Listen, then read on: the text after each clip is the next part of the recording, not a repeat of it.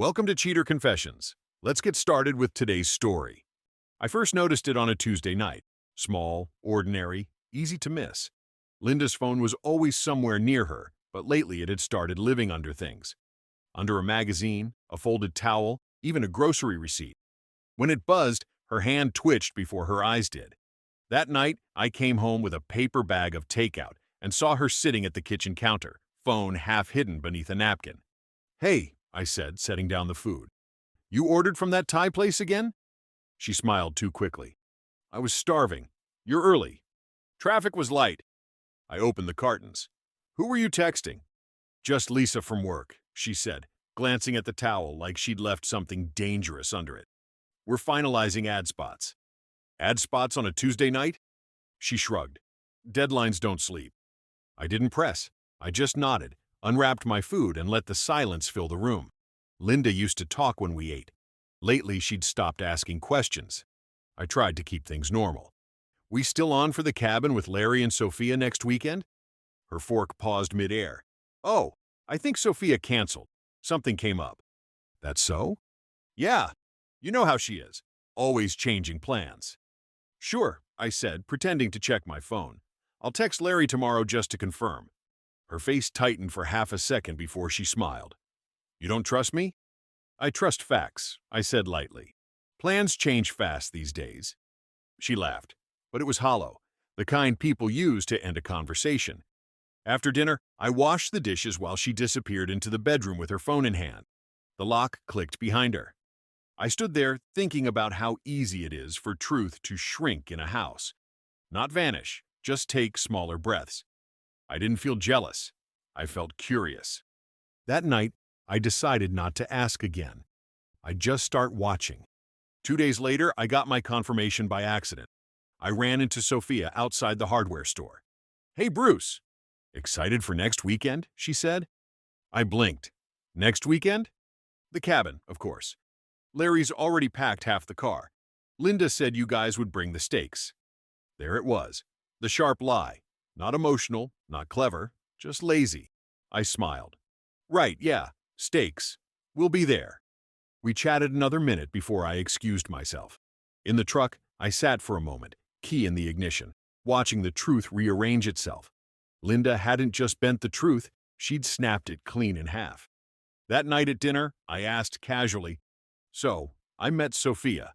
Looks like the cabin trip's still on." Her fork froze midair. "Oh, she must have changed her mind." "Must have." I kept my tone level, not angry, just noting the weather. "You told me she canceled."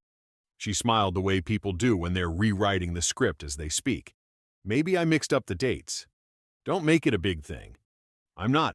I took another bite. "Just keeping track." She set her fork down. "You've been weird lately." "Always watching me." "I work in construction," I said. "I notice details. Comes with the job." She rolled her eyes. "You're paranoid, Bruce. You need to relax. Not everything's an investigation." "Good thing," I said quietly. "I'm good at those." That stopped her for a beat. She picked her phone off the table and stood. "I'm done with this conversation."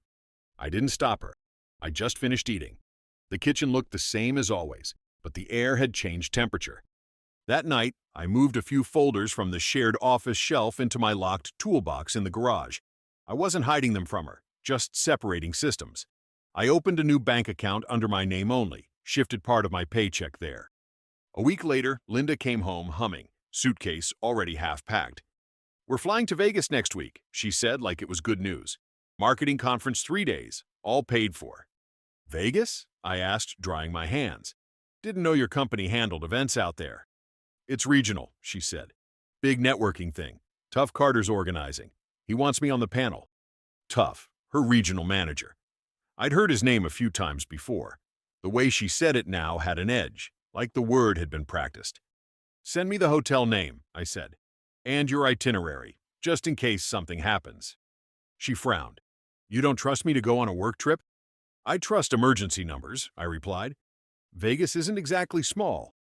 She zipped the suitcase with a sharp pull. "You're acting like a cop, Bruce." "I'm acting like a husband," I said. "There's a difference." She left the room, muttering something about how exhausting I'd become. I didn't follow. I sat on the edge of the bed. It wasn't the trip that bothered me. It was the way she said, "Tough's organizing," like the man's name carried authority over her mood.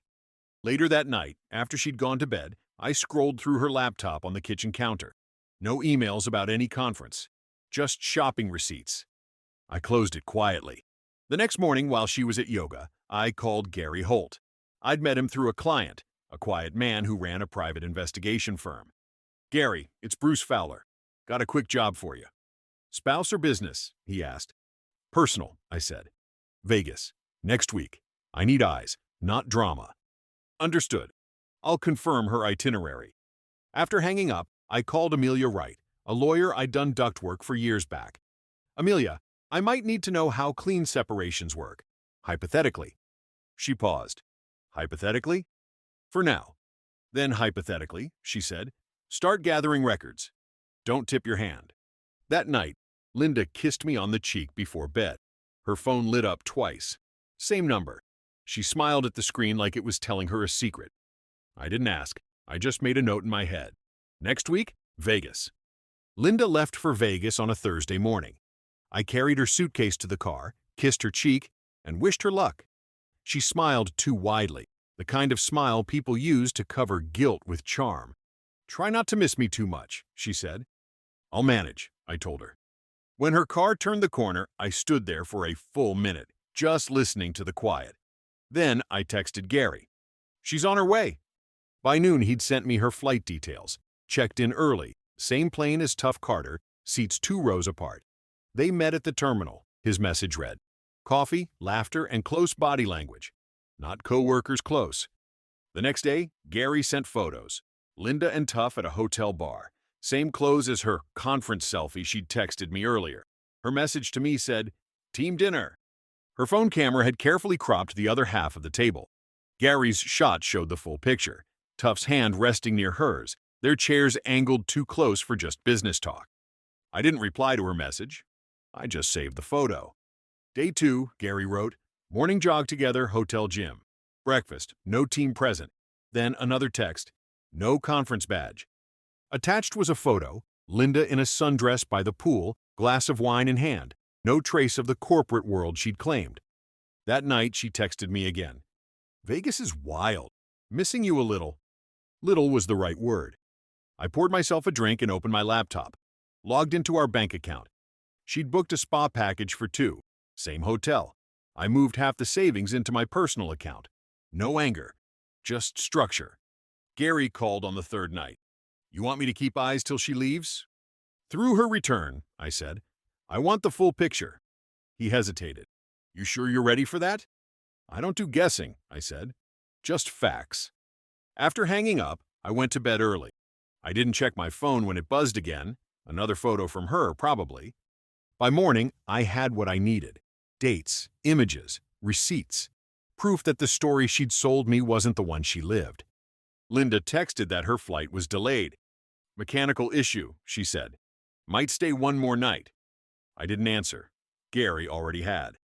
She's still in Vegas, he reported. Spa with Tough. Couples package. Signed under his name, James Carter. So that was it. Tough was short for James Tough Carter. Her boss. Married, 2 kids, face still on the company website. When she finally walked in Sunday night, suitcase rolling behind her, she looked refreshed, glowing. The kind of glow that comes from good weather and bad decisions.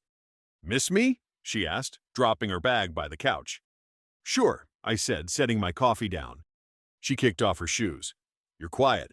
Everything okay? Depends, I said. How was the conference? Productive, she said.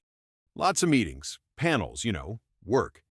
She smirked then, trying to sound playful. What happens in Vegas, stays in Vegas.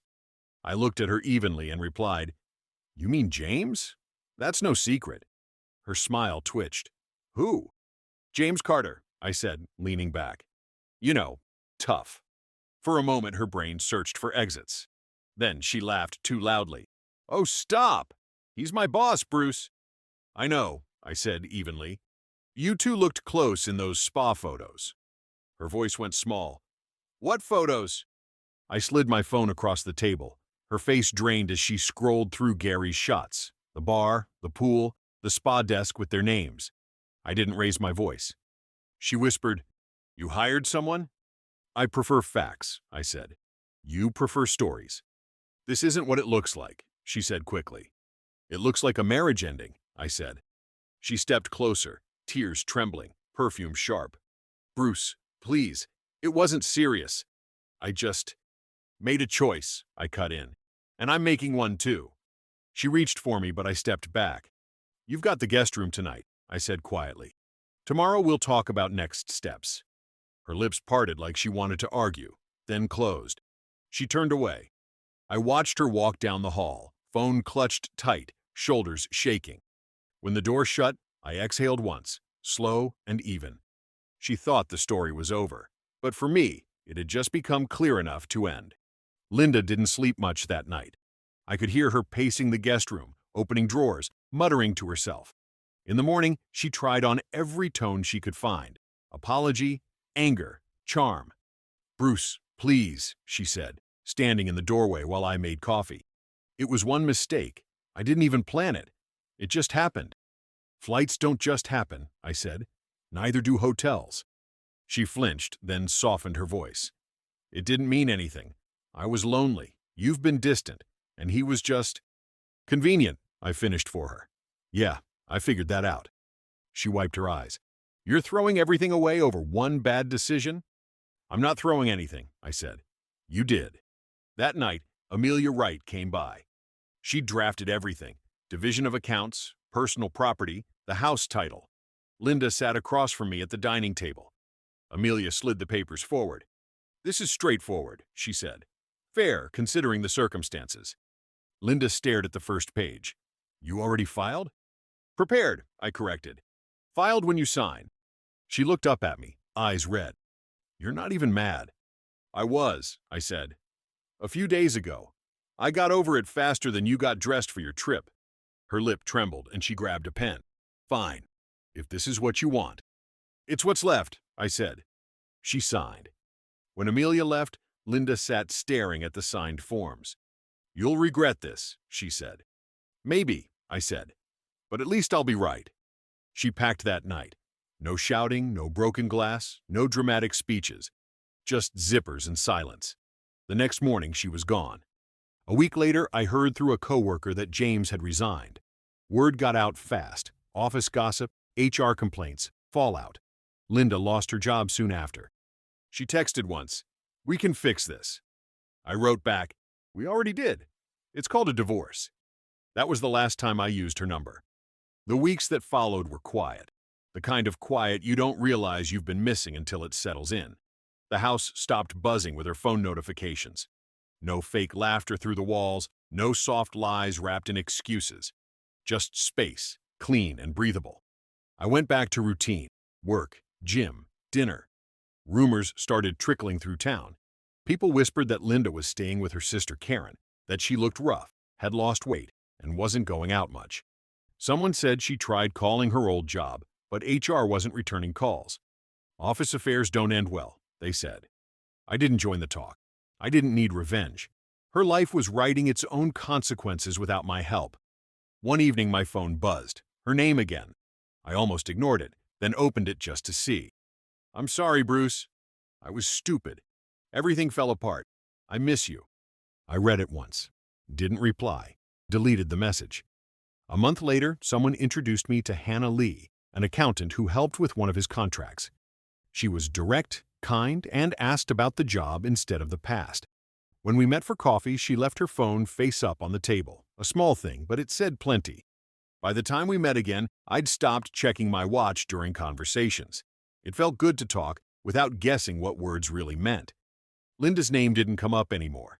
Not in my head, not in my day. She'd chosen noise. I'd chosen peace. And peace was winning. One Sunday, I cooked dinner. Not fancy. Just set 2 plates on the table. Hannah texted that she was running 10 minutes late. "Got caught finishing a report," she wrote. "On my way." No excuses, no games, just information. I poured wine, sat down, and looked at my phone lying face up on the counter. The screen glowed quietly. For a moment, I thought about Linda. Not with anger, not with nostalgia, just as a closed chapter. I'd heard she moved into a small apartment after Karen asked her to leave. Tuff's marriage had collapsed, his company cut him loose, and the Vegas photos had done the rest. She'd tried calling Amelia's office once, asking about reconsideration. Amelia told her politely that everything was finalized and there was nothing to reconsider. Some people chase excitement until it catches fire. She thought the flames meant warmth.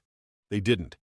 When Hannah arrived, she smiled, tucked her hair behind her ear, and said, "Smells amazing. You cook like you measure things." "I build things," I said. "Cooking's just another kind of structure." We ate, laughed a little. The conversation stayed simple.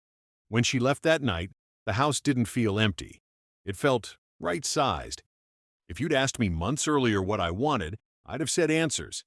Now I knew better. Answers fade. Peace stays. Linda once smirked, "What happens in Vegas stays in Vegas." I'd answered, "You mean James?